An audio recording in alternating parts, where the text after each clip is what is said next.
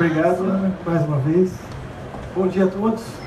É uma satisfação estar aqui mais uma vez no stand da Ortometric e também tê-los como plateia, né? Uma plateia tão amistosa, eclética, como a gente está observando aqui. Alguns ex-alunos, algumas pessoas conhecidas e outros que a gente vem fazendo amizade também ao longo desse tempo. Eu, antes de iniciar o nosso tema, a palestra, eu gostaria de agradecer essa parceria com a Ortometric, que é uma empresa que vem apostando e investindo em pesquisa e desenvolvimento. Então a gente tem estudado bastante coisa sobre fios ortodônticos, brackets. A gente tem ajudado a empresa a desenvolver alguns materiais que a gente acaba usando no dia a dia, tá? Já vou deixar claro aqui que, se vocês quiserem tirar foto, pode ficar à vontade dos meus slides.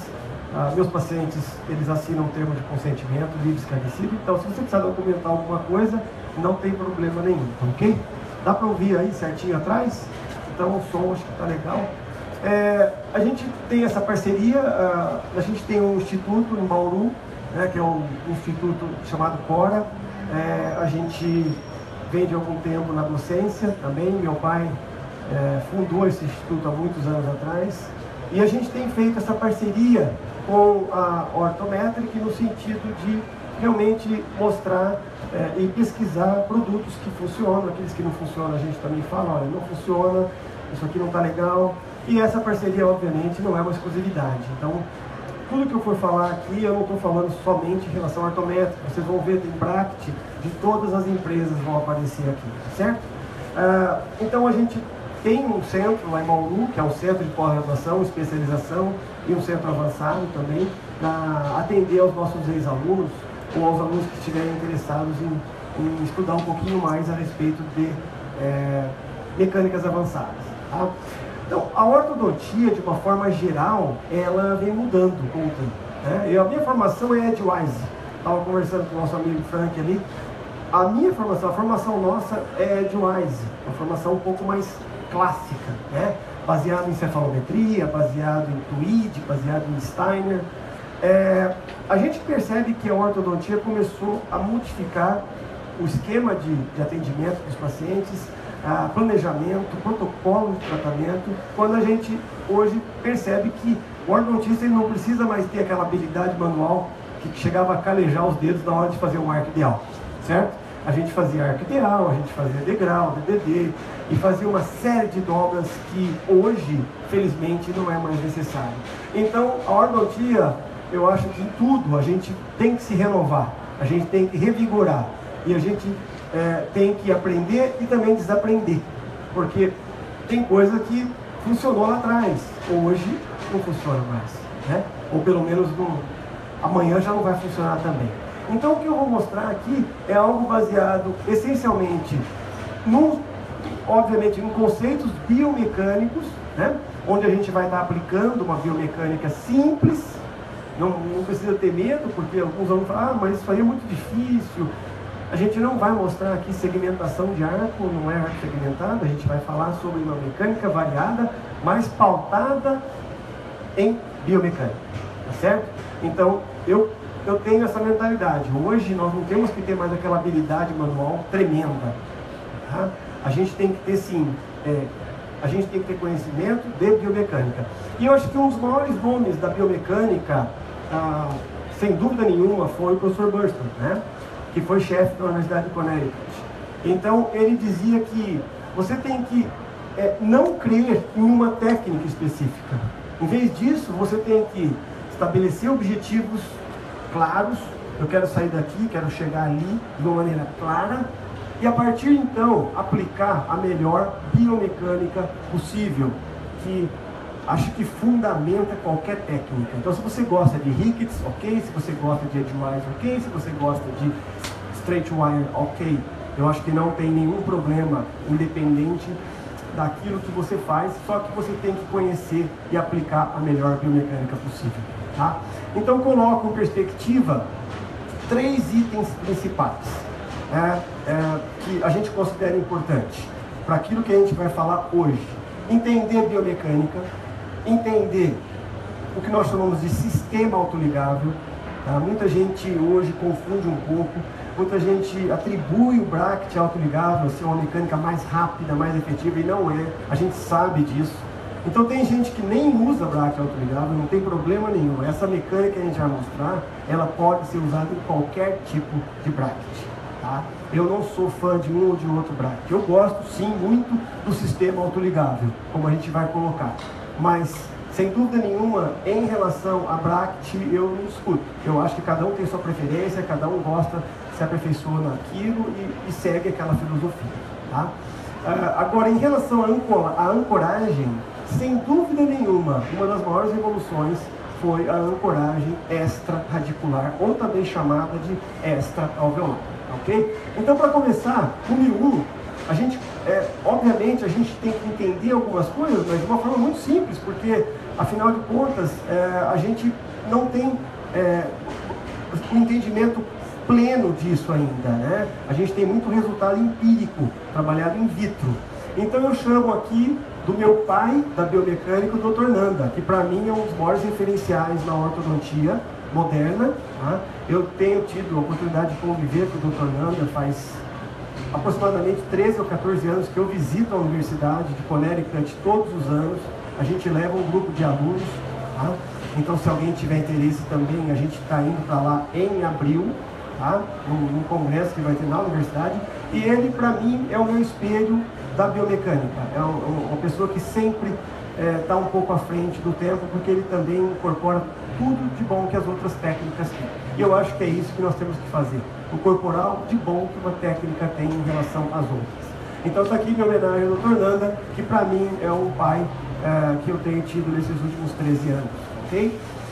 E ele diz que é importante que nós tenhamos em mente alguns conceitos. Tá? O que seria a família da biomecânica de acordo com o professor Nanda? Seria aplicar conceitos críticos para entender o tratamento ortodôntico. Quais conceitos? Então, magnitude, direção e duração da força. Né? Quando eu aplico uma força, eu tenho que entender qual é o nível dessa força em termos de magnitude e a direção dela, bem como a duração dessa força. Se ela vai estender ou se ela vai ser curta. Eu tenho que ter a plena convicção de que eu estou aplicando exatamente no ponto que eu preciso aplicar, ou seja, o ponto correto de aplicação da força. Eu tenho que ter uma previsão, mais ou menos, do centro de resistência, porque isso não é uma coisa que é sempre aqui, a 13 milímetros da raiz da coroa do canino você vai ter o centro de resistência. Não, não é bem assim. Mas a gente tenta enxergar um ponto de aplicação que passe perto do centro de resistência, às vezes distante. E trabalhar com arcos de baixa taxa carga de flexão, que eu acho que são os arcos mais modernos que nós temos hoje, a exemplo dos Copper Night Time, a exemplo dos arcos de TMA. E interpretar forças e momentos atuantes. Sem sombra de dúvida, isso aqui é crucial. Tá? Então, como a gente vai falar de ancoragem esquelética, onde a gente vai usar parafusos em locais estratégicos, parafusos extra longos, a gente também não pode achar que a gente vai complicar a forma de tratamento. Porque, na verdade, a gente não vai complicar a forma de tratamento. A biomecânica, entender biomecânica, permite simplificar a nossa vida no consultório, como a gente vai mostrar aqui.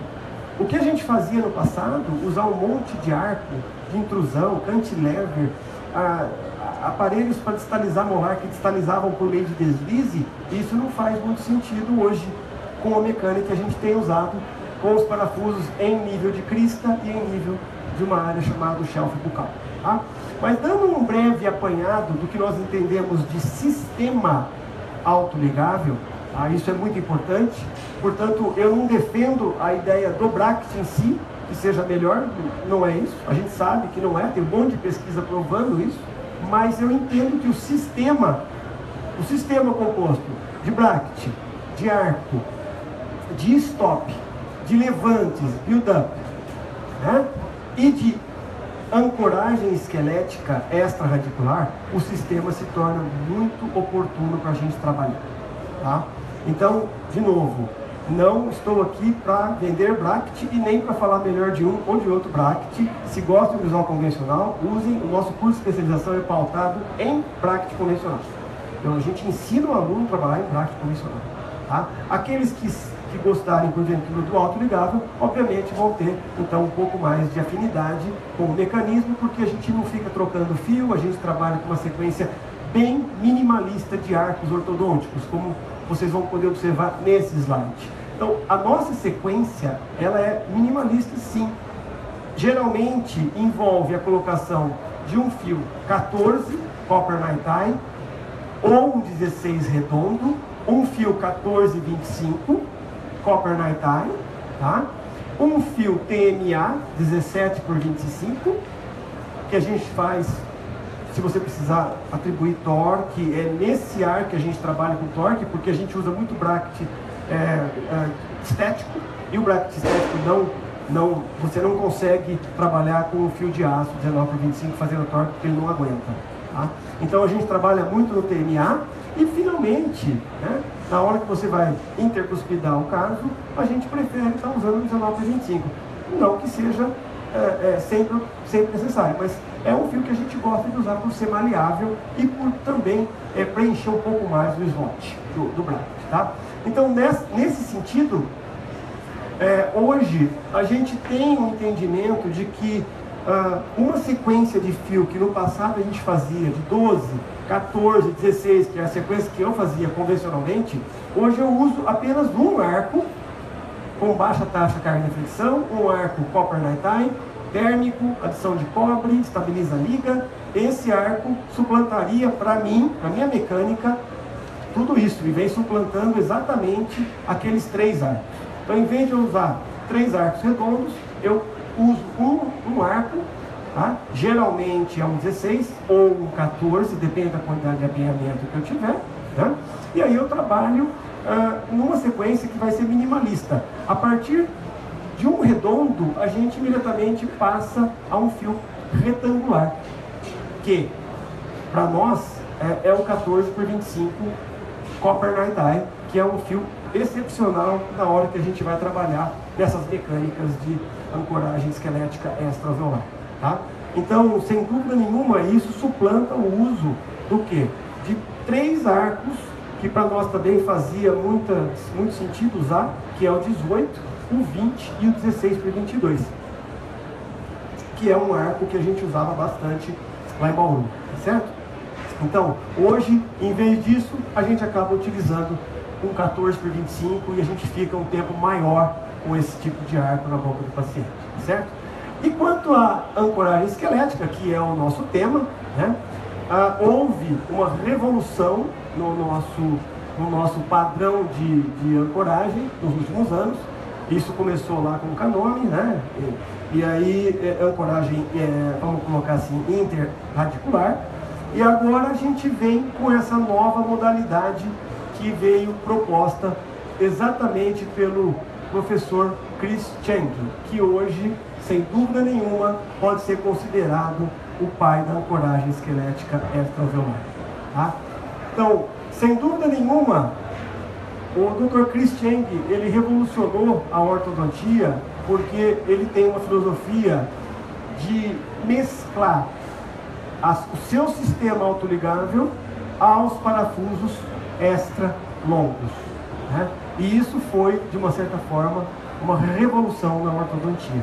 Então, de forma que essa renovação ela está ocorrendo, esse remodelamento, né, de filosofias está acontecendo agora. Né? Para alguns já aconteceu. E essa mescla de sistema de forças e ancoragem esquelética é o que tem dado grandes resultados na prática clínica. Tá? Então tem uma musiquinha no fundo aí que ele coloca na perspectiva de mostrar os seus casos no YouTube ou no Facebook. E o jargão dele é "It's easy". Às vezes a pessoa acha assim, puxa, mas isso aí é muito difícil. Vocês vão ver, não é difícil. A biomecânica é muito simples.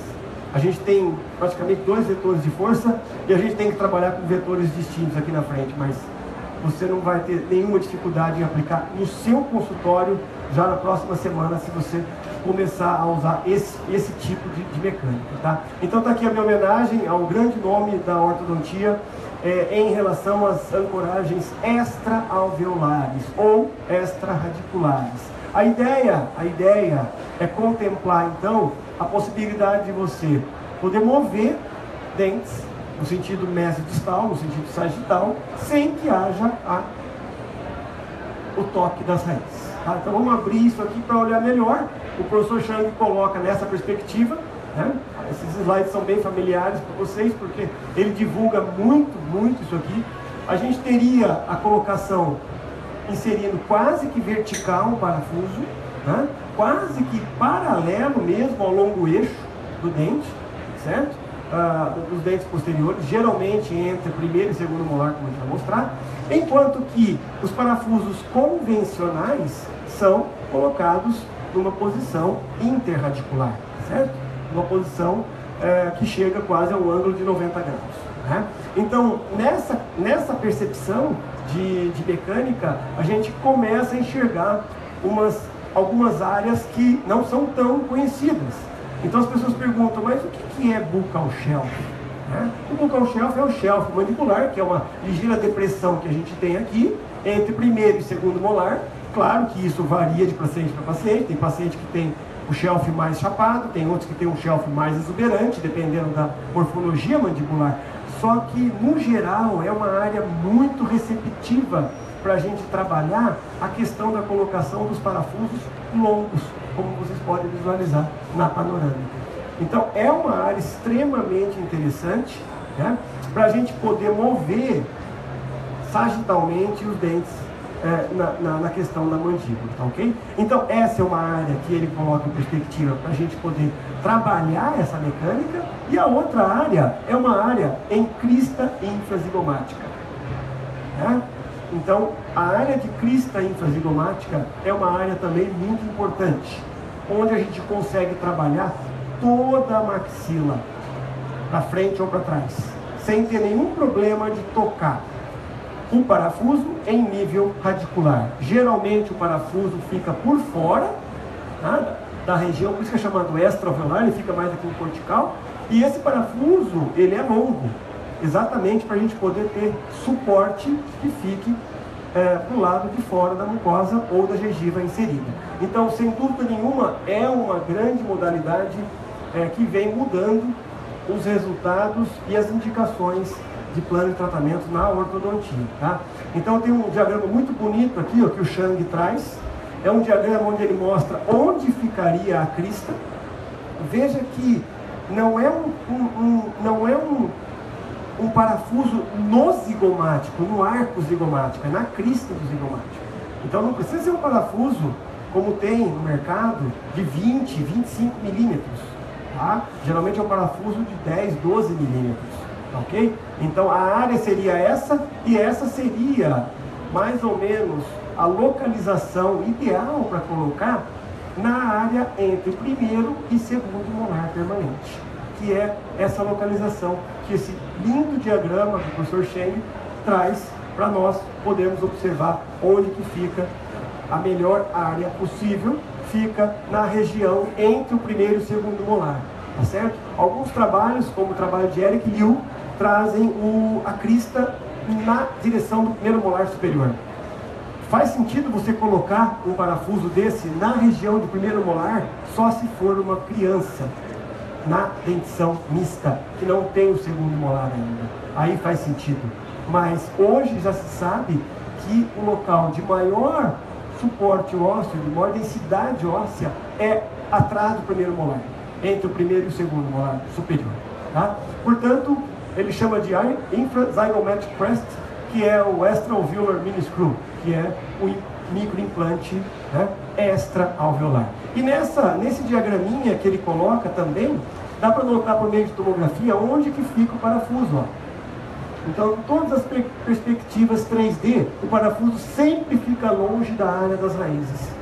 Né? E isso, sem dúvida nenhuma, é uma das maiores revoluções em se tratando de ancoragem esquelética, tá?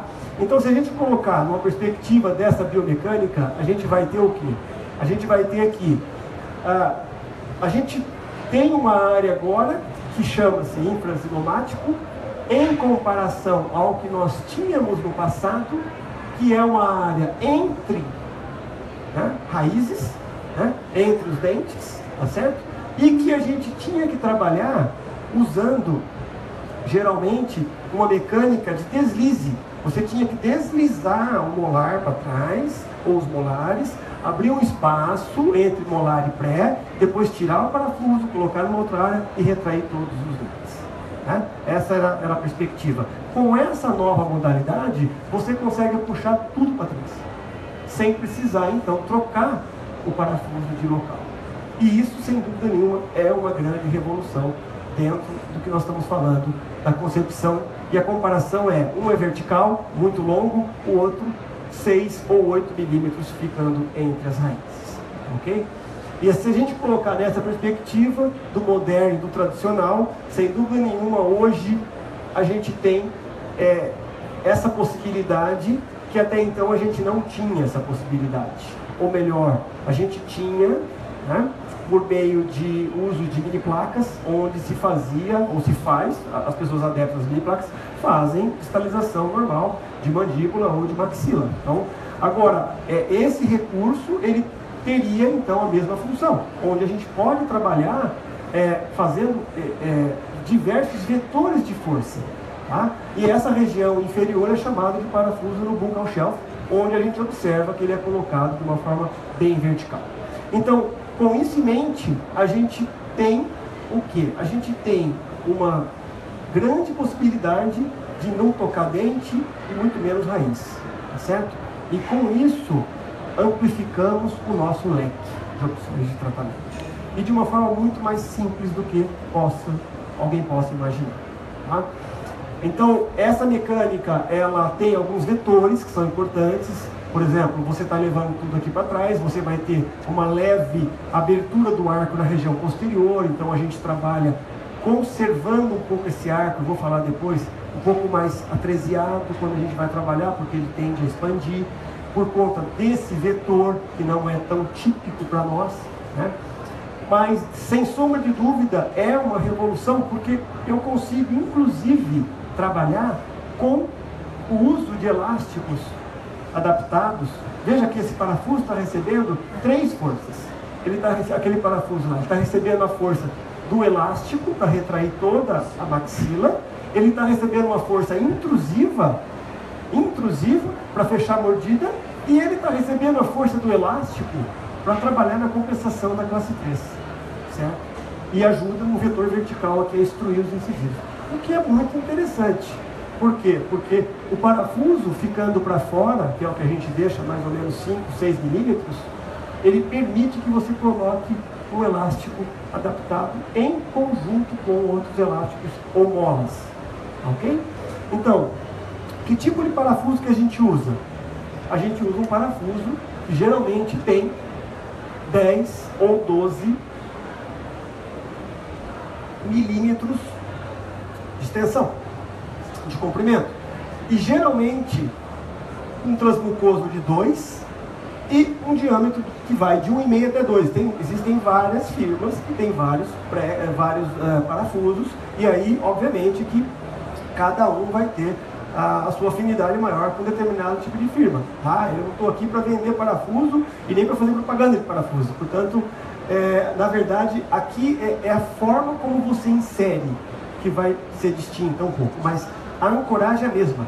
Tá? A ancoragem localizada nessas áreas, que a gente chama de áreas ideais, ela é simplesmente fantástica, porque a gente pode trabalhar de diversos tipos de mecânica. Então, o professor Chris Cheng, ele coloca na perspectiva de que hoje 90% dos parafusos utilizados para ancoragem esquelética estão nessas áreas, que são as áreas de crista e a área do buccal shelf.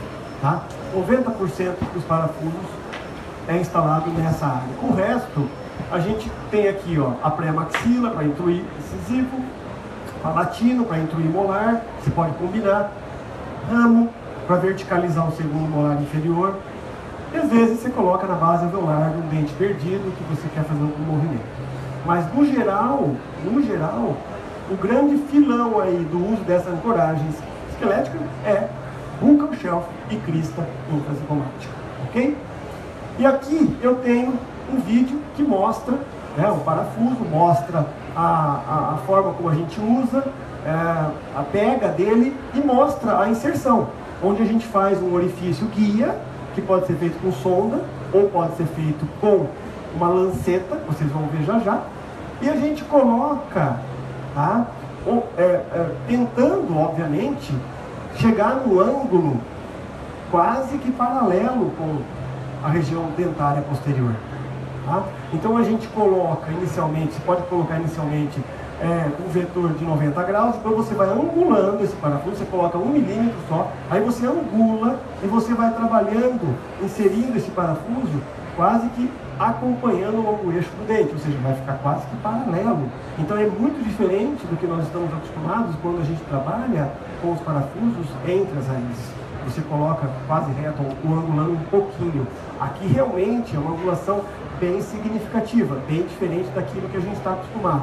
Mas a gente consegue, com um pouco de treinamento, tá, fazer essa inserção de uma forma muito rápida. Por isso que eu coloquei aqui na perspectiva de um cronômetro, só para que vocês visualizem, eu colocando no mesmo paciente, tá? Às vezes você leva um tempinho maior, porque o paciente vai falar assim, doutor, tá uma pressão, tá? Aí você vai devagarzinho, porque dor mesmo, é a mesma coisa que um mini implante normal, convencional. Você faz uma pequena anestesia ali na área, local, né? Passa uma pomadinha, faz uma anestesia, e aí você vai instalar o parafuso, né? Nessas áreas, entre o primeiro e o segundo molar, ok? E você vai ver que você vai levar menos de 1 minuto para instalar, o que é uma das coisas mais impressionantes dessa técnica, né?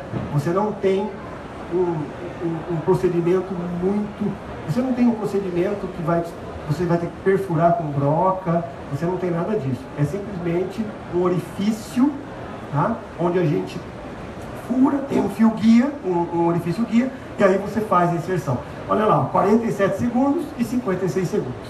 Portanto, realmente é um procedimento que, após um determinado treino, você vai conseguir executar de uma forma muito simples mesmo. Primeira vez, claro, todo mundo fica meio assim, puxa vida, será que eu vou pegar seio? Será que eu vou pegar raiz? Será que... Depois você começa, eventualmente você começa a ficar com muito mais confiança, e aí, obviamente, conforme você vai fazendo, você vai ficando mais confiante. Agora, não basta simplesmente inserir corretamente, né? Eu tenho que também trabalhar a biomecânica correta, ou seja, que é o sistema de forças. Então, aqui, nesses esquemas que eu publiquei um capítulo no livro do CIOSP, de ortodontia, e lá tem esses esquemas. A gente frisa um pouco esses vetores de força. E a gente vai mostrar aqui como que é esse vetor de força. Então, se vocês observarem, geralmente a inserção desses parafusos é em gengiva inserida, ok? A preferência, como todo mini implante. Geralmente a gente busca a linha mucogengival e ele fica com a sua parte de cabeça para fora, mais ou menos uns 5 milímetros. Tá? Essa aqui é um pouco, uma normativa para que você não tenha contato do bract, para que você não tenha contato da mucosa. Tá? Então essa é uma maneira de a gente trabalhar livrando o tubo molar e livrando possíveis contatos com mucosa. Eventualmente, esses parafusos podem ficar em mucosa. Tá? E aí você vai ter que monitorar melhor seu paciente, porque se for um paciente que tem uma higienização ruim, ele pode ficar recoberto, certo? Então, é importante designar uma mecânica correta. E para designar a mecânica correta, a gente trabalha usando uma sequência de fio minimalista. Então a gente coloca um fio 14, geralmente para alinhar, ou um 16, depois 14 por 25 copper night tie, que você já pode começar a fazer a retração nesse nitinol, que é esse aqui, e depois você pode colocar um TNA 17 por 25. Mas lembra, é sempre um sistema. Então a gente pode perceber a colocação de stops. 2 stops travando o bracket do canino, porque eu quero mover tudo, eu não quero abrir espaço entre os dentes. Assim eu consigo travar todo o meu arco. A partir do momento que é uma classe 2 e eu quero distalizar tudo, eu tenho que travar a mecânica. Não vai correr o fio. A maxila distaliza como um bloco todo. Tá? Vira um sistema de distalização de bloco todo, desde molar, incisivo, canino, isso aqui vai puxando tudo, porque eu estou com, eu estou geralmente travado, ou eu faço assim, eu saio do elástico do parafuso, o elástico corrente vem, ele se atacha aqui no canino, no lateral, no central, até o outro canino e depois ligado no parafuso. Essa é uma outra forma que a gente pode trabalhar também. Tá? Então você tem 2 formas para ligar. Você pode conectar tanto com elástico, corrente, ou com mola. Cada um tem uma preferência. Geralmente, eu prefiro, minha preferência são as molas de Naitai, tá? Que tem uma força mais constante, perde, obviamente, demora mais para perder todo o calibre de forças e assim por diante, ok? E aí o sistema de forças, o vetor é mais horizontal. Quando você usa o parafuso para fora, os 5 milímetros que fica, o vetor fica bem horizontal, paralelo ao plano oclusal. Então, isso tem um motivo, tá?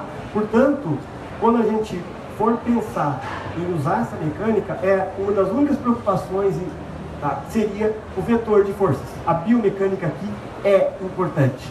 E aqui eu trago de novo o nome do professor Nanda, porque vetor de força, entender momento e entender forças verticais é importante, certo? Então, quando eu faço, por exemplo, um vetor assim, eu sei que eu vou ter um componente intrusivo. Quando eu faço um vetor assim, que eu levo o meu gancho à altura do parafuso, eu vou ter o quê? Eu vou ter uma força paralela. Eu já não vou ter forças intrusivas ou extrusivas. Eu vou ter uma força constante, onde a gente trabalha essa distalização. Claro que vai girar, eu vou ter momento. Por exemplo, vamos pegar esse caso aqui, eu vou ter momento no sentido horário, esses dentes vão se inclinar, mas eu não vou ter forças verticais atuantes. Eu vou ter giro de plano oclusal, mas eu não vou ter força vertical atuante. Aqui eu tenho força vertical atuante, ali eu tenho vetor vertical atuante. Por quê? Porque a minha direção de força está oblíqua. Então, entender sistemas de força é super importante, tá? E quando a gente fala nesses sistemas de força, olha só, dá para a gente trabalhar não só fazendo o movimento de distalização de toda a maxila, mas também eu consigo fazer associado um movimento de intrusão, usando os parafusos que nós estamos acostumados a usar entre as raízes. Então, nesse exemplo, eu tenho um caso que a gente está colocando um gancho aqui entre central e lateral, uma força intrusiva, e eu vou gerar todo esse sistema de forças, onde eu vou ter inclinação e distalização de toda a maxila.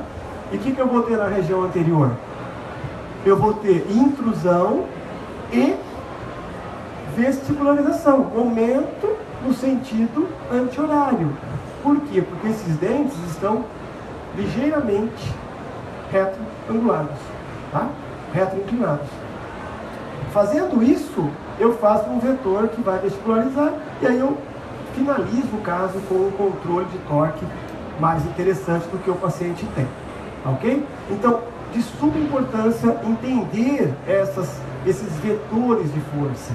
Talvez seja uma das coisas mais importantes da aula, tá? Entender, porque isso te dá uma perspectiva de tratar problemas combinados. Sorriso gengival, classe 2, essa é a mecânica.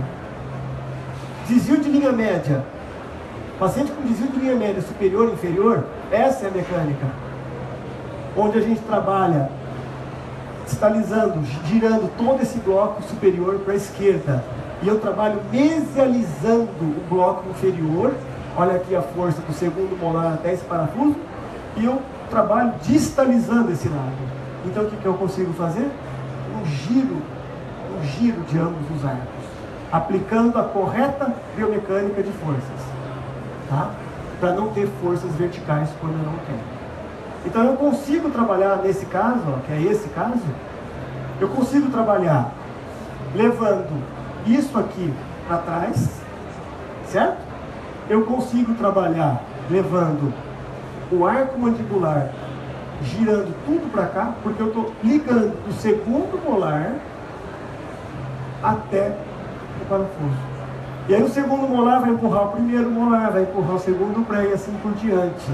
E eu vou conseguir melhorar a relação de linha média e de relação molar e canino. Então, sem dúvida nenhuma, o entendimento desses vetores de força nos permite trabalhar esses vetores de força melhores e se atentar para a correção de alguns casos que são complexos.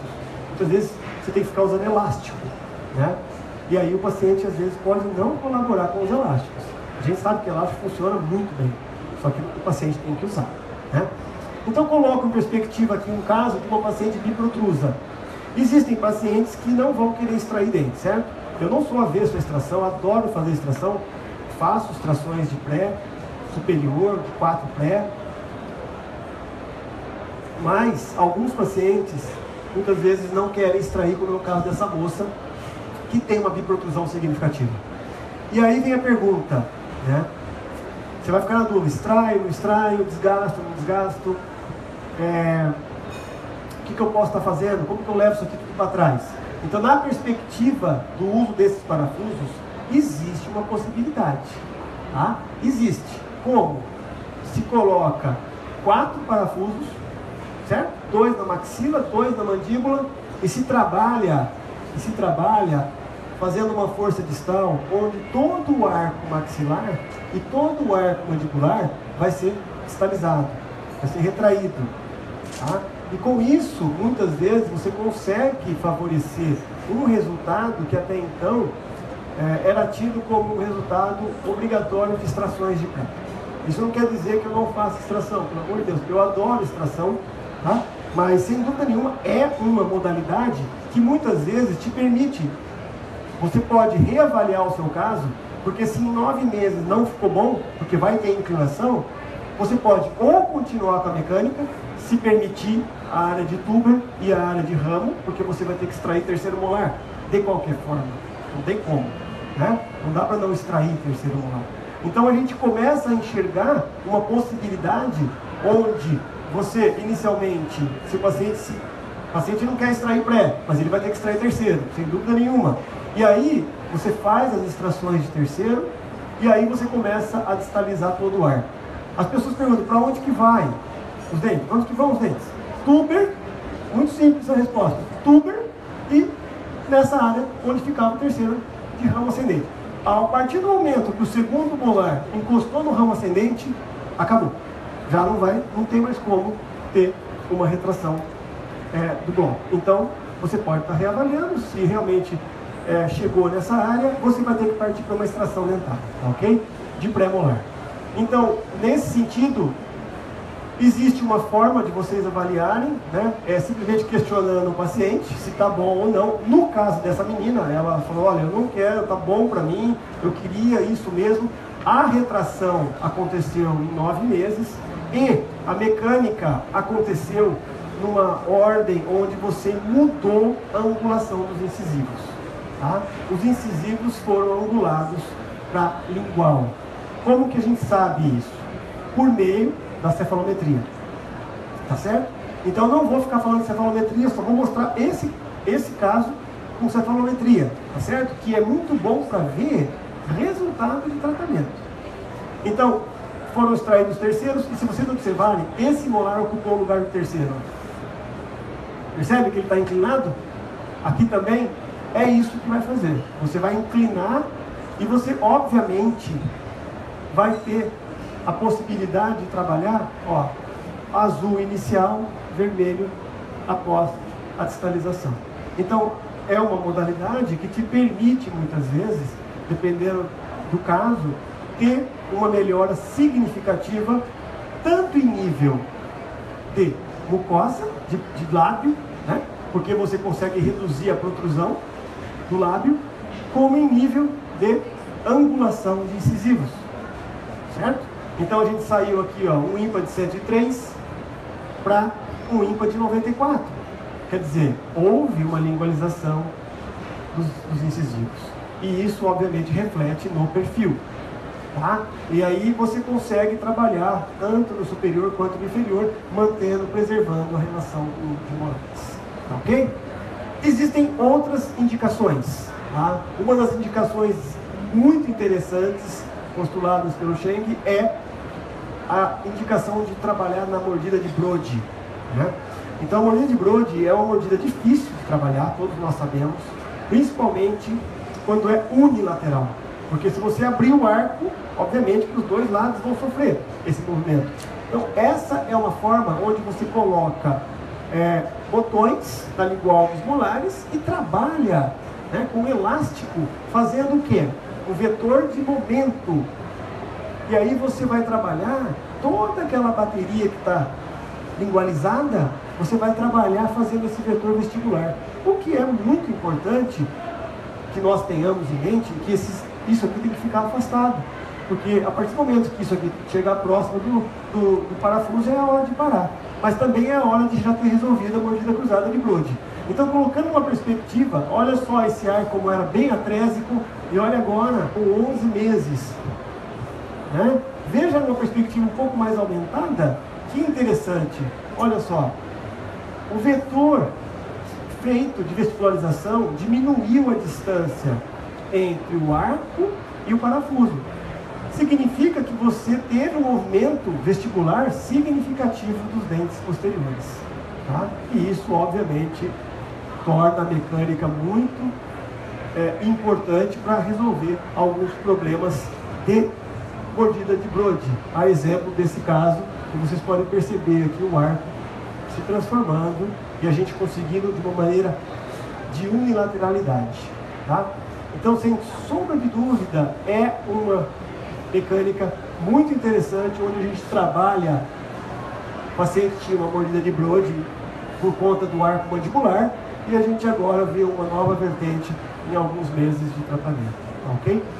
Aí você pode perguntar, mas professor, não caem esses parafusos? Porque a área, vamos lá, o professor Cheng fez 2 estudos. O primeiro deles, ele fez em buccal shelf, e o segundo ele fez em crista. As informações de parafuso interradicular a gente já tem na literatura, em torno de 12 a 19% de falha. Né?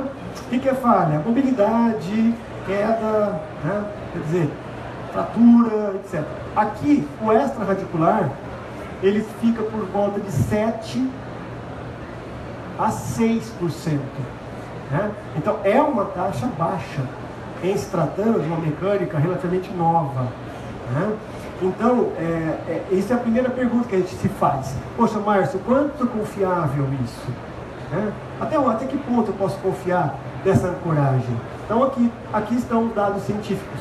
É só vocês buscarem, tem o trabalho da Engel, publicado pelo Chang, e tem esse trabalho que está sendo quase publicado ainda, não foi, mas já está disponível na internet. Ok? Então nós temos aí esses dados que mostram que o parafuso realmente funciona muito bem. E as indicações, então, agora partindo para caso clínico, né? As indicações, tanto em crista quanto em buccal shelf, é de retração, é de distalização. Né? Eu consigo distalizar, ancorar para retrair toda a maxila, certo? Eventualmente você tem um caso com extração de pré, você quer fazer extração e ancoragem com parafuso, você pode ainda optar por fazer uma colocação alta desse parafuso, ou seja, uma colocação na crista, para você retrair o bloco anterior. E se você precisar mover alguma coisa para trás, você já tem o parafuso fora da linha de ação das raízes. Mas, no geral, a gente usa muito para distalizar. Você pode distalizar isoladamente molar, ou de uma forma bilateral. Você pode trabalhar intruindo o dente, né, posterior. Você pode trabalhar corrigindo a simetria de plano, que eu vou mostrar. E a gente pode trabalhar com alguns dentes impactados, inclusive onde você apoia o cantilever dentro do parafuso. fazendo um movimento de extrusão de canino e tendo a ancoragem uma ancoragem absoluta, né? Bom, então vamos lá. Para a gente se familiarizar com a mecânica, eu vou mostrar esse caso desse paciente, que não está finalizado ainda, mas só para vocês terem ideia da mecânica, tá? Então esse paciente chegou aqui na clínica com 1,5 milímetros de desvio superior para a direita, ok? Ok, a face dele é uma face convexa, deficiente de mandíbula, compensado com os incisivos inferiores, ok? Vedamento labial, exposição, linha de sorriso, ok? E um paciente que tem classe 1 e aqui ele tem uma classe 2, correto?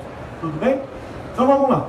Na radiografia panorâmica a gente observa que ele tem todos os dentes presentes, com exceção dos terceiros molares que estão tanto quanto intraossos. A maxila tem um aspecto ligeiramente estreito e a mandíbula tem essa conformação também estreita. Aí a pergunta é, plano de tratamento. O que eu posso fazer num caso como esse? Eu posso extrair pré, eu posso distalizar, certo? Unilateralmente. Eu posso fazer uma série de planos de tratamento no afã de corrigir a linha mediana superior, que é a que está errada, correto? Então o plano de tratamento para ele foi exatamente a distalização de toda a maxila com giro de correção de linha média. Então nós fizemos o uso do parafuso de acordo com o que é proposto aqui por John Lin, que é um professor também que trabalha com o Shang. Eles propõem a inserção entre o primeiro e o segundo molar, como vocês estão vendo no caso do paciente, tá? E aí uma distalização onde a gente vai puxar toda a maxila, certo? No sentido de corrigir a classe 2. Para a gente executar essa mecânica, como eu disse, você tem que fazer primeiro uma fresagem, primeiro você faz um furo, um orifício piloto que a gente chama, para que você possa inserir de uma maneira mais paralela ao longo eixo possível esse parafuso, tá certo? Então, se vocês observarem, a gente vai trabalhar de uma forma muito simples entre o primeiro e o segundo molar, o mais vertical possível. Às vezes a mucosa aqui chega até a baular, ela fica bauladinha, porque fica bem vertical mesmo, para não correr risco de pegar em raiz, tá ok? Então essa é, apesar do ângulo, essa é uma modalidade muito simples, precisa começar a fazer. Ninguém me ensinou, eu fui um pouco atrevido, vou colocar assim, mas eu acho que hoje é perfeitamente viável de você colocar em menos de 1 minuto. Tá? O tempo não importa, se você vai levar 1 minuto, 2 minutos, não importa. Eu acho que o parafuso tem que ficar estável, ou seja, tem que ter estabilidade primária ali e tem que ser colocado numa área interessante. Além disso, a gente tem que trabalhar com os arcos corretos, né?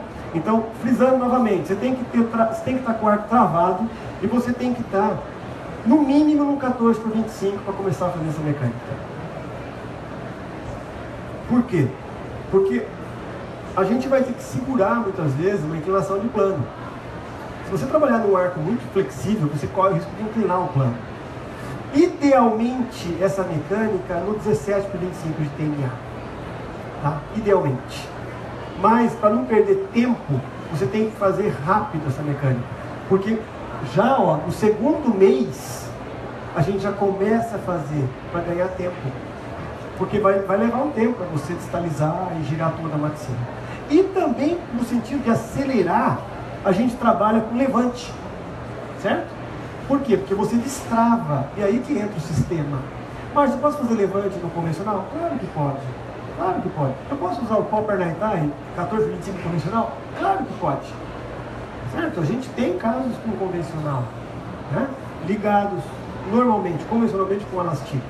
Então funciona igual, porque você não desliza a dente. Então o que a gente vai fazer? Por que é importante o build-up? O levante? Porque você destrava.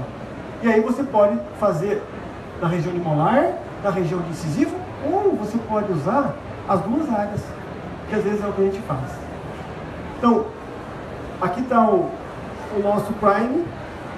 A gente vai fazer sei se dá para vocês Por ouvirem. exemplo, o squat, abre, para fazer o build-up, pode abrir. A gente vai colocar lá atrás, abre e não? Essa é uma forma de colocar. A gente vai colocar diretamente. Eu coloco um pouco. E na função, tudo. E aí, esse aparelho maravilhoso que a Orthometric trouxe para nós, que é o LEDEX X, 3 segundos apenas é o suficiente. Então, realmente é uma grande revolução, né? Porque a gente ganha muito tempo.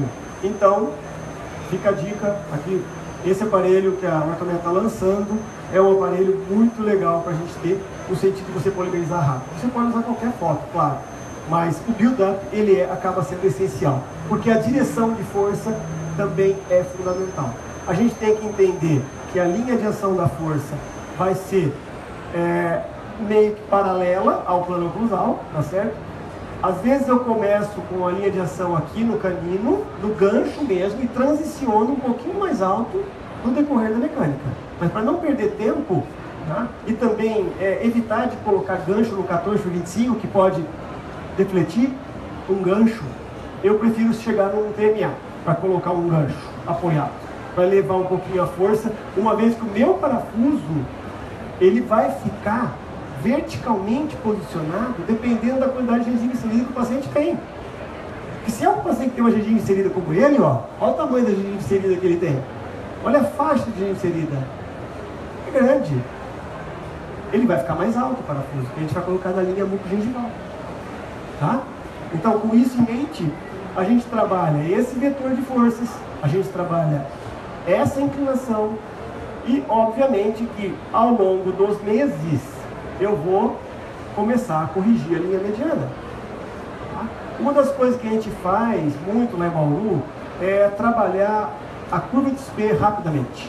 A curva de SP é muito importante que a gente ataque rapidamente. E lá a gente usa um arco de intrusão que o Dr. Nanda desenvolveu, que é um arco chamado CIA, Connect Cut Intrusion Arc. Esse arco, ele é um arco fundamental para a gente nivelar a curva de SP, tá? Que é o que a gente acaba usando na grande maioria dos casos. E agora vocês podem observar que a gente transicionou para um ganchinho que está apoiado no arco. Tá? A gente só faz isso quando a gente já passou por um TMA 17 por 25, tá ok? Por quê? Porque aí eu tenho mais estabilidade. Então, se vocês observarem, ó, o canino, o pré já está quase engrenado. Houve uma inclinação, momento. Você não consegue distalizar de corpo. Vai por inclinação. A gente sabe disso, né? Depois você vai trocando os arcos e vai vendo uma verticalização. De qualquer forma, a gente percebe que levou 8 meses, também não é assim da noite para o dia, mas a gente conseguiu uma melhora da linha média em 8 meses. E agora, o arco, imediatamente depois do TMA 17 por 25, é o grade 19 por 25, que é o arco que a gente acaba fazendo as finalizações. Ok?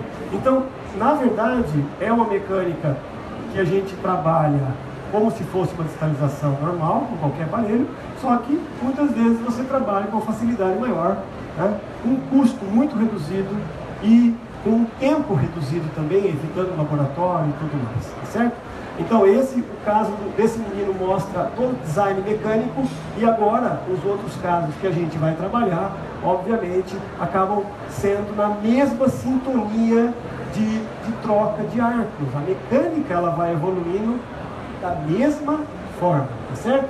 E aí você pode levar um tempo maior para finalizar, porque até você engrenar, às vezes o paciente usa elástico, né? E uma coisa importante é que esse terceiro molar não foi extraído, ele estava muito alto. E quando eu conversei com o cirurgião, ele falou assim: Márcio, espera um pouco, está muito alto. Eu falei: mas Eduardo, eu vou distalizar tudo. Ele falou: espera um pouco. E eu esperei.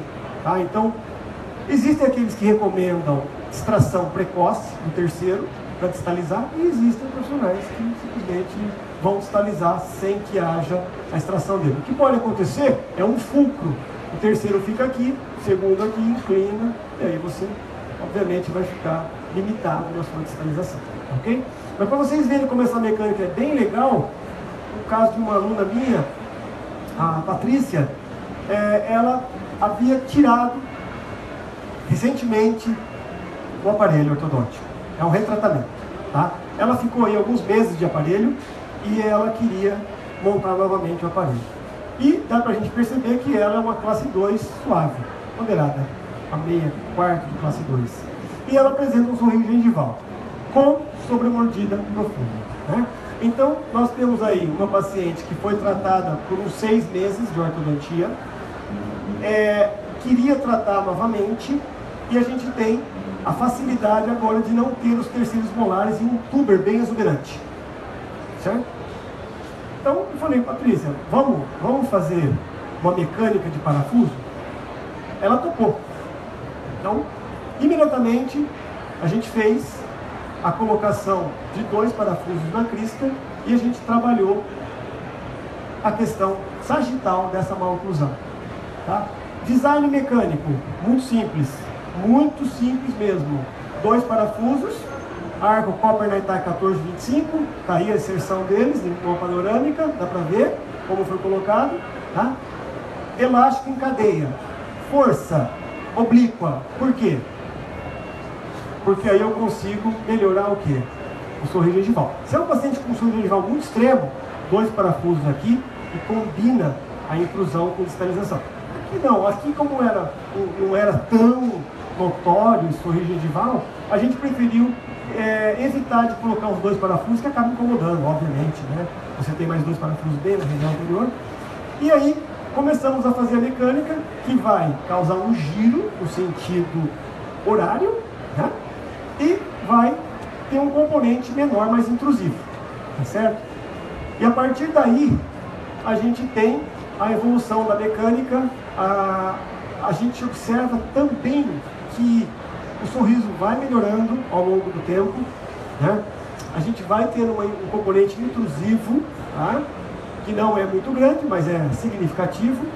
Aqui com 6 meses de tratamento, a gente transicionou para as molas, que eu disse que a minha preferência é pelas molas de parafuso, com o orifício maior eu coloco na cabeça do parafuso, e o orifício menor eu coloco exatamente nos ganchos que eu estou usando, tá? E aqui a preferência também recai sobre um arco TMA 17x25, tá?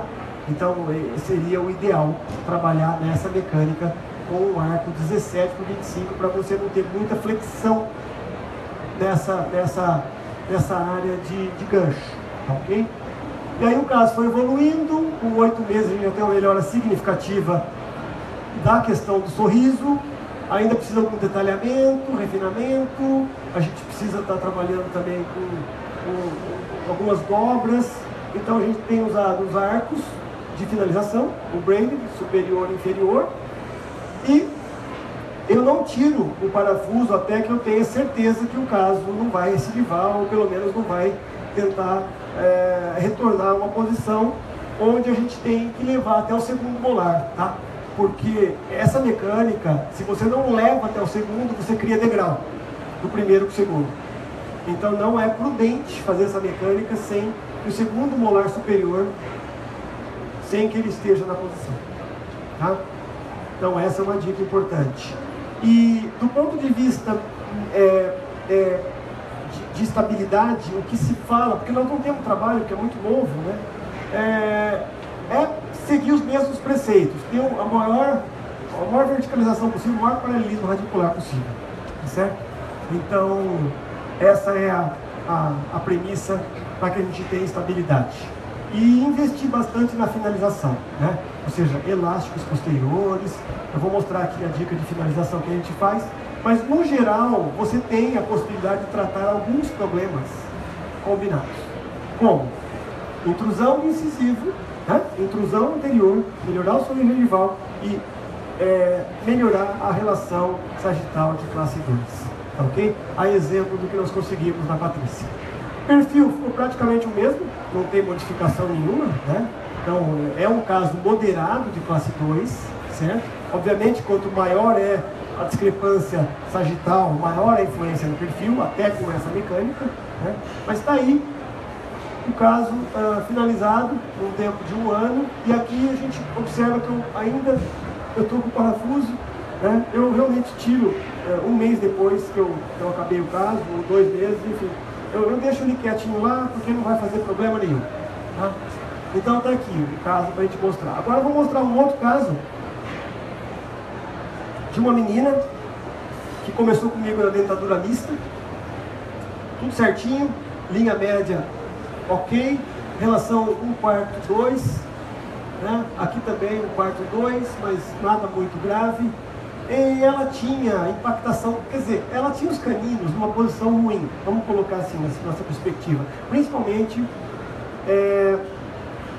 a posição desses caninos, né, elas não estão tão confortáveis, mas enfim, nesse protocolo, a gente, para angariar espaço no arco, geralmente a gente usa o quê? A gente usa a combinação de arcos maiores, né? Você usa arcos que são, por exemplo, padrão Damon, se você usar órmico, padrão ALX, se você usar ortometric, né? E tem outros arcos que são de nitinol, que são mais expansivos. Então é o que a gente usa. Associado ao que? Para conseguir espaço, geralmente a gente usa o que? Mola, certo? Mola. Então aqui eu estou fazendo uma mecânica com mola para arrumar espaço para caminho. E aí você tem um pouquinho de paciência, os dentes vão se arrumando espaço, você vai projetando aqui, você vai inclinando aqui. Só que nessa hora que eu comecei a fazer essa mecânica e fui deixando a mola agir, eu tive uma surpresa, porque a linha média estava centralizada, certinha, ó. E uma mola funcionou mais que a outra, no sentido de corrigir, ou seja, no sentido de abrir espaço para o canino. Então vocês vão ver que a mola funcionou mais tempo do lado direito. E aí, ó, eu tive uma nítida inclinação. Todo mundo erra, ninguém é perfeito. Mas a gente tem problema no dia a dia. E eu acho legal mostrar também, porque nem tudo é maravilhoso na ortodontia, né? A gente tem paciente que quebra bracket, que engole banda. Enfim, eu tive esse problema, que é um problema desagradável. E aí, eu falei, puxa vida, como que eu vou fazer agora? Ela estava na dentição mista, não tinha segundo molar. Aí eu, já sei, eu vou tentar fazer uma mecânica, né, que eu já vinha fazendo em adulto, mas não em criança, certo? Não em criança. E ela era uma paciente que tinha uma dificuldade de erupção dentária, demorou até. E aí eu falei, bom, eu vou trabalhar. Na questão do fixo aí, eu vou tentar arrumar o que eu fiz, né? Vou tentar arrumar usando exatamente essa resolução de cristal, tá? Então, nessa toada da música aí do Coldplay, a gente vai trabalhar. Eu não sei como vocês fariam, mas eu propus para ela colocar um parafuso na crista lá do lado direito, tá certo? E talvez, para mim, foi uma das melhores resoluções, porque é uma resolução que funcionou bem. Então, se a gente acompanhar aqui, ó, ela tinha já uma classe 2, então, se ela tem uma classe 2 unilateral, nada melhor do que, se tem um desvio de linha média superior que eu causei, nada melhor do que a gente colocar, e uma inclinação do plano, eu esqueci de comentar, mas nada melhor que a gente colocar um parafuso na crista e trabalhar, não só girar toda a maxila, mas também intruir esse lado aqui, ó, e arrumar o plano oclusal. Então eu comecei a fazer isso com 10 meses, né? E aí vocês podem observar, a mecânica vai ocorrer aqui com um parafuso apenas, tá certo? A mecânica tem esse vetor, tem um vetor que vai tender a intruir aqui, porque é oblíquo, ok? Tem um vetor que vai gerar momento na linha média, no sentido horário, e tem um vetor que vai acabar distalizando todo mundo lá atrás, no sentido de corrigir a classe 2, ok? Então isso é uma coisa que vai corrigir ao longo dos meses. A gente vai conseguir corrigir isso ao longo dos meses. E com isso, a gente tem a possibilidade de inclinar e devolver um plano oclusal para ela, tá? Que foi o que a gente acabou fazendo. Então está aqui a mecânica. Então logo eu fiz a correção do plano, eu entrei agora com o vetor mais alto. Então às vezes as pessoas perguntam, professor, mas por que esse gancho é mais longo? Porque se eu já corrigi a inclinação de plano, Eu não quero continuar inclinando o pano, porque vai inclinar se você fizer um vetor oblíquo. Então a gente joga a linha de ação da força um pouco mais acima, para ficar paralelo com o parafuso. Tá? Então essa que é a dica, que talvez seja importante. E aí a gente já sai de uma classe 2 para uma classe 1. E a gente melhora significativamente o quê? A linha média. Então se a gente acompanhar aqui, não só a classe, mas também aquilo que a gente cometeu de equívoco aqui, que foi a questão do desvio de linha por conta da mola. Tá? Então agora, ela está com o arco 17 por 25 PMA, e agora o sistema de força é um sistema muito bem ajustado, e não é difícil, tá vendo? É só você raciocinar se você quer inclinar, se você não quer inclinar, ter respaldo no seu arco principal, para que você não tenha nenhum problema, porque eu já tive muito problema. Eu começava a fazer mecânica num fio redondo e não dá certo. Você tem inclinação demais. Tá? Então realmente, se a gente observar, ela não era um caso difícil, porque ela tinha uma linha média centralizada, só que no decorrer, às vezes, nós criamos problemas. E é isso que leva tempo para corrigir, né, no tratamento ortodôntico. A gente acaba corrigindo muito problema. Então eu acho que essas resoluções são muito interessantes para a gente trabalhar a questão de problemas que você cria simetria. Às vezes o paciente já vem assimétrico, como é o caso dessa menina. Ela é assimétrica. Se a gente observar aqui, ó, ela tem um desvio de linha. E ela tem uma relação molar 2 e ela tem molares cruzados, correto? Então o que a gente pode fazer num caso como esse? É uma paciente vertical, extremamente vertical, sorri gengival, ela tem uma série de problemas. Vamos primeiramente visualizar que ela tem 1,5 mm de erro. Tá? Se a gente observar o erro superior para a esquerda dela, está até angulado a linha média. E ela tem uma atresia. Né? Muitos trabalham com expansão rápida, ok, perfeito. Muitos usam arcos expandidos, perfeito. Você pode usar qualquer sistemática para corrigir o problema da mordida cruzada, tá certo? Agora, a gente tem aqui um pequeno apinhamento e ela tem os terceiros molares numa posição alta. Plano de tratamento para ela: distalização unilateral e correção de linha média. Como que a gente começou no nosso caso? Então a gente começou usando um arco expansor. Esse é um arco que eu gosto de usar. É um fio australiano, por isso que ele é mais escuro. Tá? Eu acoplo ele no tubo duplo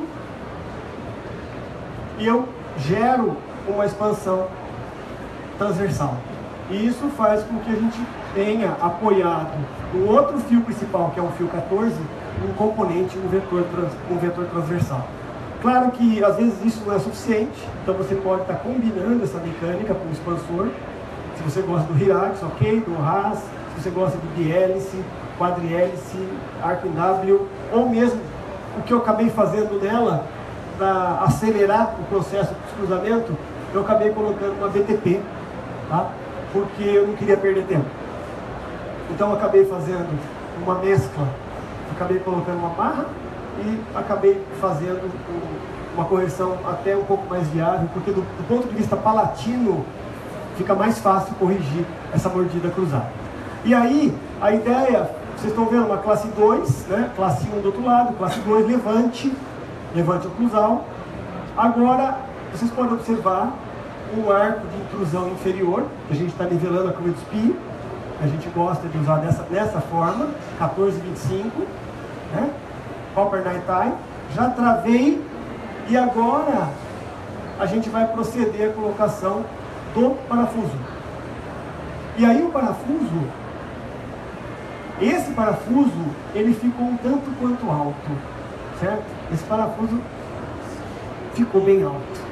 Então a gente tem que aceitar que a gente erra mesmo. E nesse caso, não só você está observando que ele está alto, né?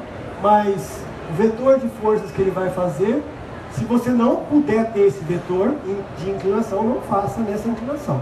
Você tem que levantar o vetor de força anterior. De qualquer forma, esse é o giro que vai ter uma força intrusiva, E o que eu chamo a atenção é que ele ficou inserido em mucosa, tá? E se a gente observar aqui, a linha mucogengival, ela está bem mais abaixo, que é onde deveria ter sido colocado esse parafuso. E aí não foi colocado, tá? E aí, nisso, a gente observa que no começo, quando a gente ainda não tem muita experiência, a gente quer livrar as raízes, só que tem o seio, né? Muita gente fala que não acontece nada, mas eu prefiro não colocar dentro do seio, certo? Além do que, quando eu tenho essa inserção muito alta, né, no caso eu estou colocando nela aqui, ó, eu posso ter o quê? O recobrimento do parafuso por meio da mucosa. E isso, obviamente, pode atrapalhar a mecânica, até impedir que você faça a mecânica. Então, é a dica que a gente acaba dando, ou seja, não coloque o parafuso muito alto nessa área, jamais, tá? Não coloque, e também se você colocar, né? Se não acontecer nada, ok. Agora, se você vier a ter problema, vocês estão vendo o desvio de linha, tem uma inclinação de plano, e vai gerar o desvio de linha lá, ó, tá vendo? O plano está ligeiramente inclinado, até aceitaram fazer um vetor mais vertical, né? Mas o problema está aqui, nos meses seguintes, onde o parafuso foi completamente recoberto por meio da mucosa. Uau! E agora? A pergunta é, e agora? Então, veja, a gente erra, né? Ninguém é perfeito. Então, eu acho que existe a possibilidade mesmo, certo? Então, o que fazer, já que você teve o recobrimento completo, é remover e instalar na mesma consulta, porque senão o paciente vai falar assim, doutor, não quero mais esse negócio não, se você deixar para depois, você não vai ter chance de instalar de novo. Então, remove e faz o que eu fiz, na mesma consulta, eu só pus mais para baixo, obedecendo o mesmo eixo, a mesma forma de inserção, só que eu pus bem mais baixo, vamos ver aqui na radiografia. E aí sim é o local ideal, tá? É o local ideal. Às vezes, na mecânica, você vai ter que cortar esse ganchinho, porque às vezes pode pegar. Aí você tem que cortar o ganchinho, porque às vezes você fica impedido de distalizar por conta do gancho tocar a cabeça do parafuso. Ok? Então, com 9 meses, agora a gente vai ter que distalizar, a mecânica evoluindo, né? Aqui sim, vocês vão ver a biomecânica, que é a biomecânica da inserção do parafuso e da força que ainda é vertical, no afã de corrigir a inclinação leve no plano oclusal, ok? Então essa foi a biomecânica do caso, uma força ligeiramente intrusiva e um giro horário de todos esses dentes. Sintomatologia de efeitos, os dentes posteriores começam a inclinar, tá? Eles começam a inclinar. Então, esses dentes vão se inclinando e você vai começar a perder contato posterior vertical, tá? Isso é o que geralmente acontece. E aí a gente saiu disso, no 7º mês, uma inclinação de plano leve para aquilo com 12 meses, tá? Então, se vocês observarem agora, sem dúvida nenhuma, uma grande ferramenta para a gente embutir no nosso dia a dia, porque funcionam outras mecânicas tantas. Extração funcionaria, distalização com pêndulo, Jones Dig, Pendex, Distaljet, mecânica por palatina, pêndulo apoiado para qualquer coisa funciona. Essa é uma das mais fáceis mecânicas que tem no consultório. Você vai levar muito pouco tempo para corrigir um problema e um custo baixíssimo, certo? Então, se a gente pensa em custo no consultório, que eu acho que todo mundo pensa, o caminho é englobar essas mecânicas que são colocadas de uma forma biomecânica simplista, porque são mesmo, tá? A dica que eu quero dar para vocês agora, a gente já está acabando, tá? A dica que eu quero deixar para vocês segmente o arco, porque você vai ter eventualmente uma falta de contato dos dentes posteriores que se inclinaram. Então é prudente segmentar o arco, tá?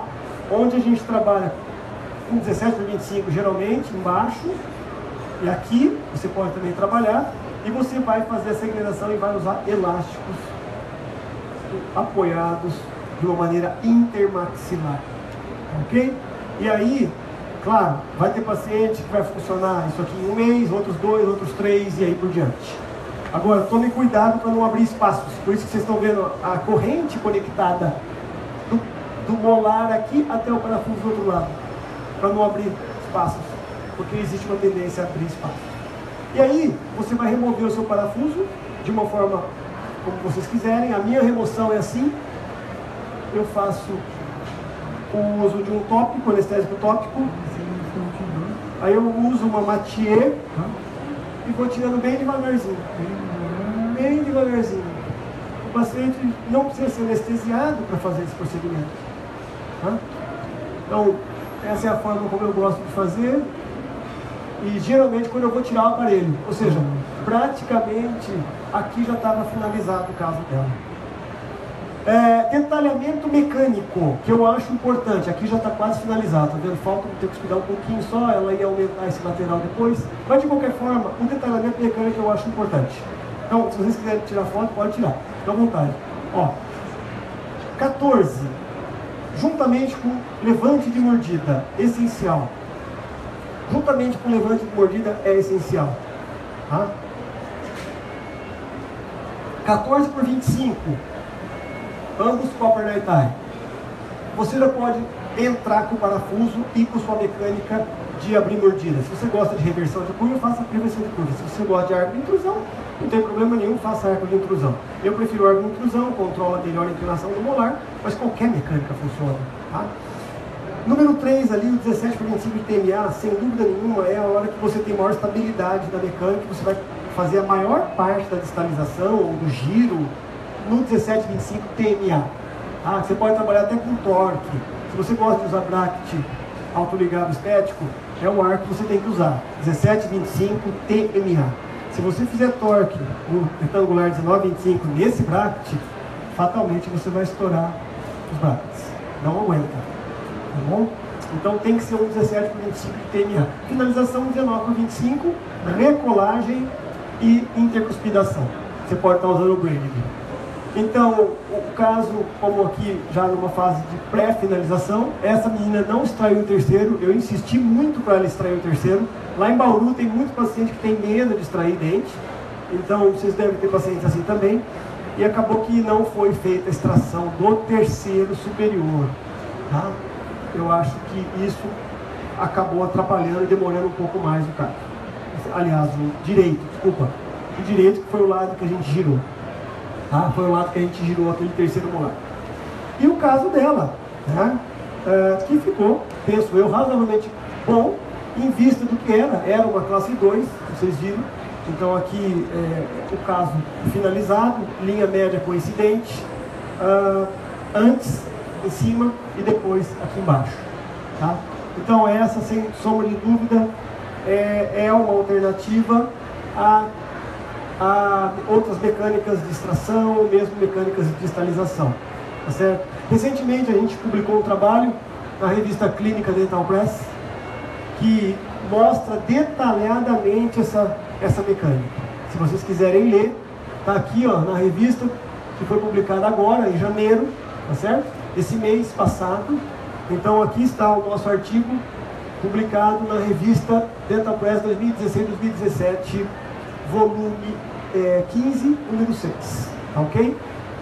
Juntamente em parceria com o professor Ravindra Nanda, que é o meu mentor maior da biomecânica, e com meu pai, que é um ortodontista, que eu gostaria de chegar na idade dele, vai fazer 82 anos, o gás que ele tem, com o pique que ele tem.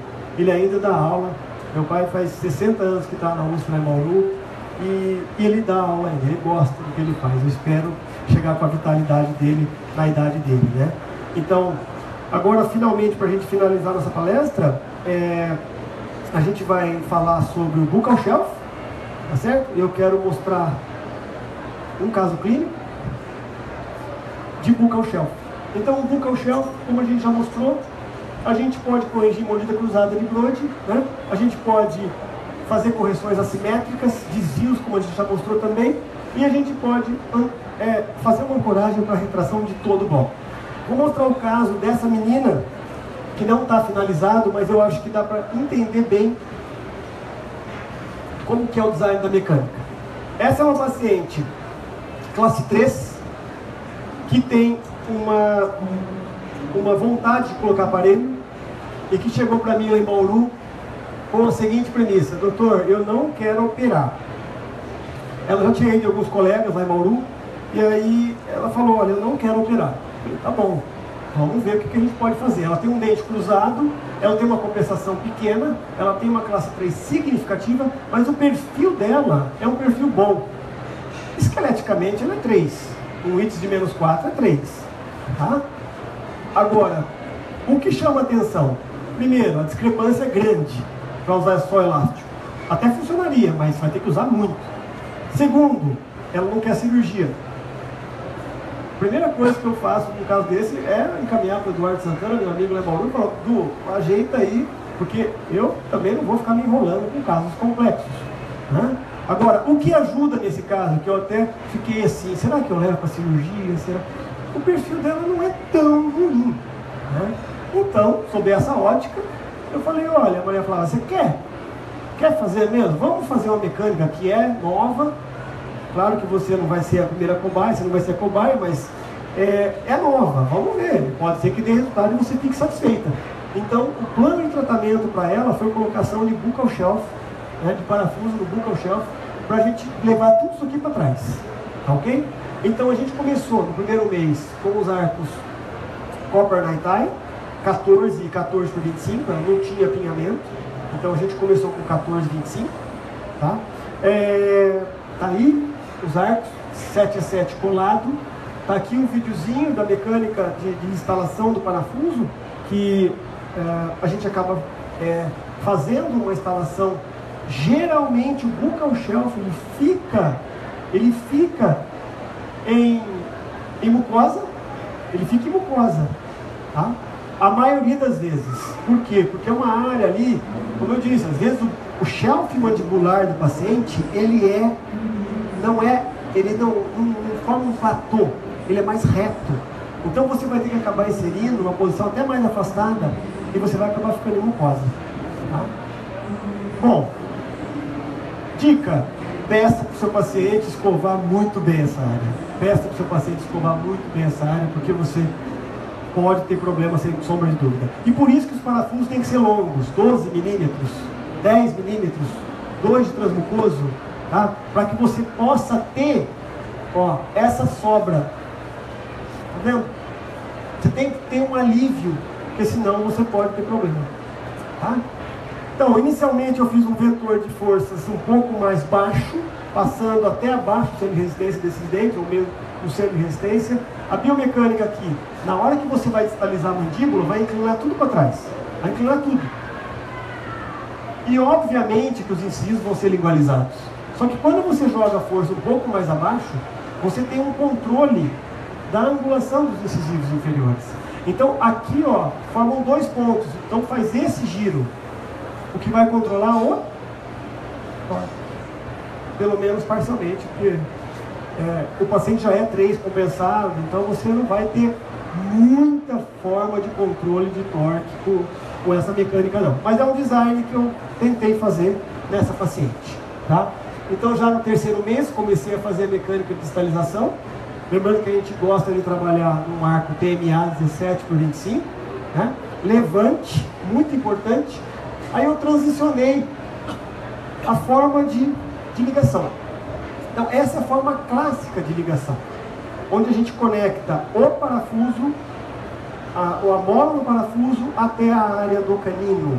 Então com essa modalidade a gente vai ter esse giro, e o plano oclusal ele também é girado no sentido horário. E com isso você pode ter uma classe 3 com mordida aberta, que você favorece a correção de um caso, porventura 3 com mordida aberta, tá? Então aqui a gente percebe que a paciente já está numa situação muito mais favorável, o caso não está finalizado, tá? Ela vai começar a usar elástico posterior, que é eu gosto de usar elástico bem cedo, precoce, né? Eu acho que nessa mecânica é muito importante que a gente use esses elásticos nessa fase, tá certo? Então aqui ela está numa fase de finalização, ainda não tirei o aparelho dela, mas eu queria trazer esse caso só para que vocês visualizassem mais ou menos qual que é a sistemática da mecânica, tá certo? Então vocês observam que ela está com 8 meses de tratamento, e aqui a gente tem uma cefalometria antes e depois, que eu não vou entrar em detalhes, porque nós não temos tempo mesmo. Eu tenho 5 minutos para acabar a aula com vocês, então eu quero acabar fazendo menção honrosa ao grande mentor dessa mecânica, que é o Chris Cheng, certo? Então o Chris Cheng sem dúvida nenhuma, é um grande nome, né, nessa arte de trabalhar com esses parafusos extravelares. E ele compartilha tudo, né, toda a mecânica dele, que a gente pode ver aí nos YouTubes, em Facebook, em todos os lugares. Ele faz questão de compartilhar todas as suas aulas, o que é muito legal, né? Diga-se de passagem. Então vou mostrar o último caso. É um Anthony, um paciente meu, que a história dele é um retratamento, tá? Vocês podem observar que é uma classe 3 significativa, com mordida aberta. Olha lá, ó. Ele tem uma classe 3 de 7 milímetros, tá? Retratamento. E o que ajuda no Anthony é o perfil. Se a gente observar aqui, ó, ele não é aquele perfil cirúrgico, né? Tanto é que eu nem cogitei cirurgia com ele. Mas, de qualquer forma, se eu cogitasse, ele não ia querer. Já tinha falado que, não, doutor, cirurgia eu não vou fazer. Então, tá aí o caso do Anthony. Plano de tratamento é uma classe 3, com menos 3 de WITS, né? E aí a gente trabalhou num plano de tratamento envolvendo a colocação do parafuso na área de buccal shelf, tá? Então, deixe para começar a mecânica num fio retangular, tá ok? Fazer a conexão aqui com elástico ou com mola. Taxa de insucesso eu acabei mostrando já para vocês. Então o Cheng tem esse trabalho publicado no Engel, que mostra uma taxa de insucesso de 7%. Tá?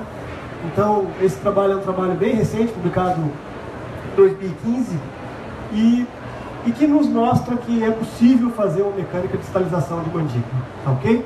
Então está aqui o design da mecânica. Geralmente ele fica nessa área, ele fica no limite bucogengival, lembrando que a maioria das vezes ele acaba acometendo a mucosa.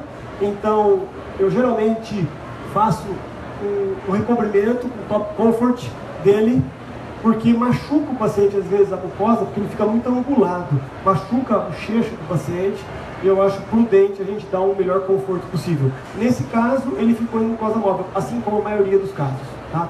E o trabalho do Cheng mostra que não tem diferença você colocar em gengiva ou em mucosa. A taxa é 7% mesmo, independente de onde você colocar, ok? Bom, com isso em mente, a limitação dessa mecânica, qual é? Segundo molar, tocar no ramo. Não tem como você trabalhar além do ramo. Existem casos que se extrai o segundo molar, tá? E se retrai tudo e espera o terceiro vir. Mas eu ainda não fui corajoso para fazer esse tipo de mecânica, extrair segundo molar, tá ok? Então tá aí, ó, a extração de terceiro molar ela é importante fazer, e o espaço retromolar ele é muito importante a gente manter analisando isso aí, porque é onde você vai conseguir fazer a sua mecânica, tá? E aí o paciente evoluiu com essa biomecânica que vocês estão vendo aí, né? Essa biomecânica, o giro no sentido anti-horário favorece o fechamento da mordida, tá ok?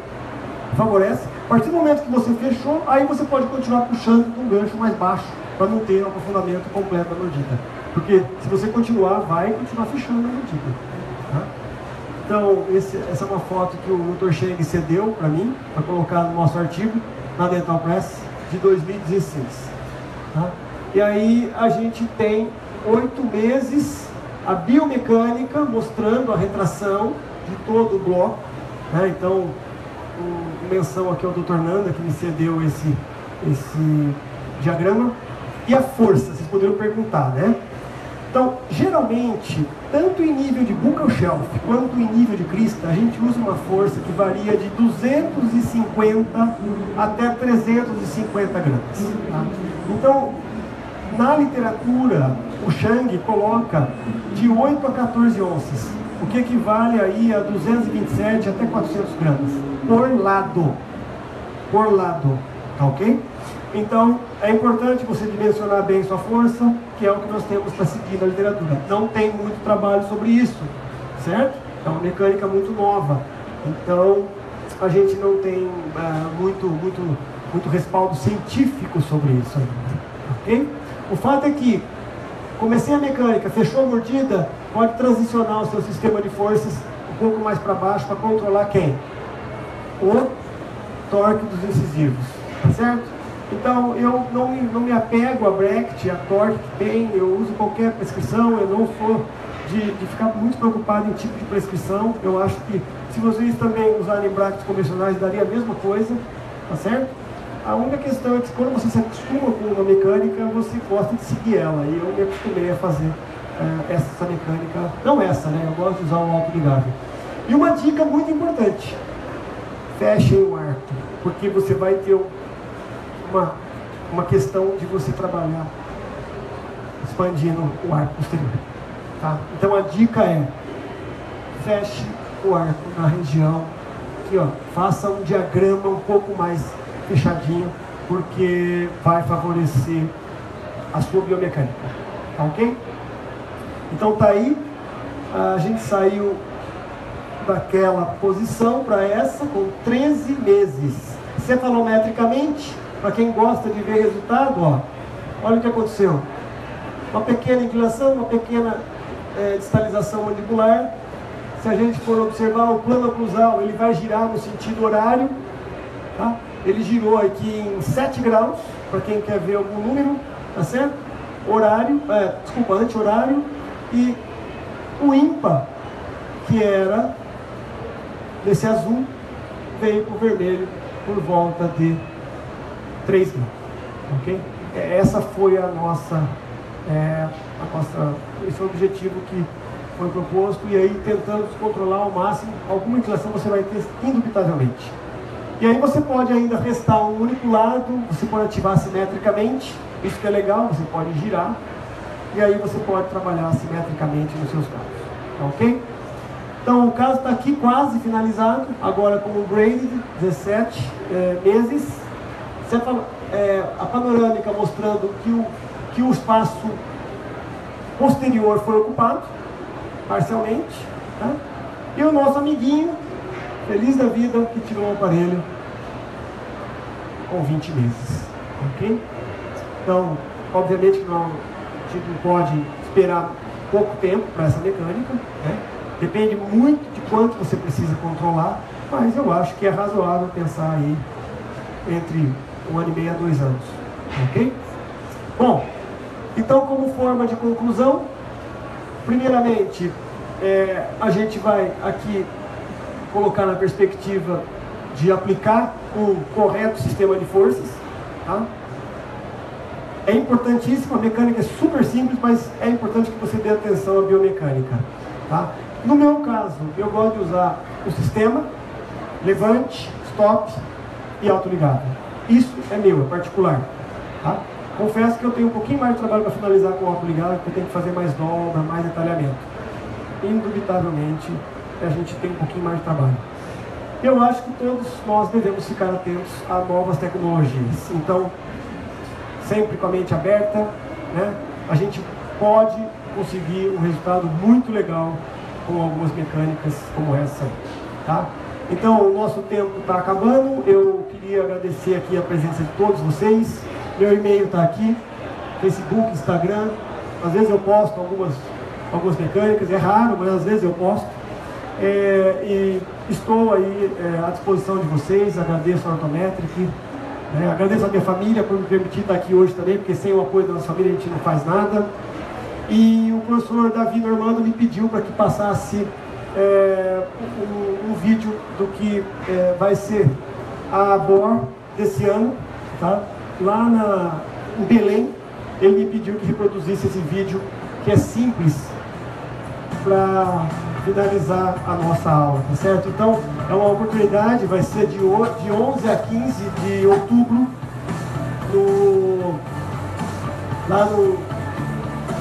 vai ser no anfiteatro lá em Belém, tá?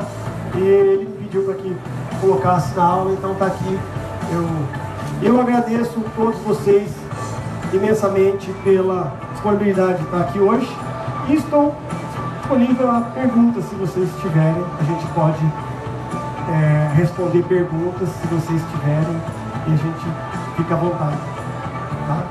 A gente fica exatamente à vontade de vocês, tá ok? Alguma pergunta, alguma curiosidade?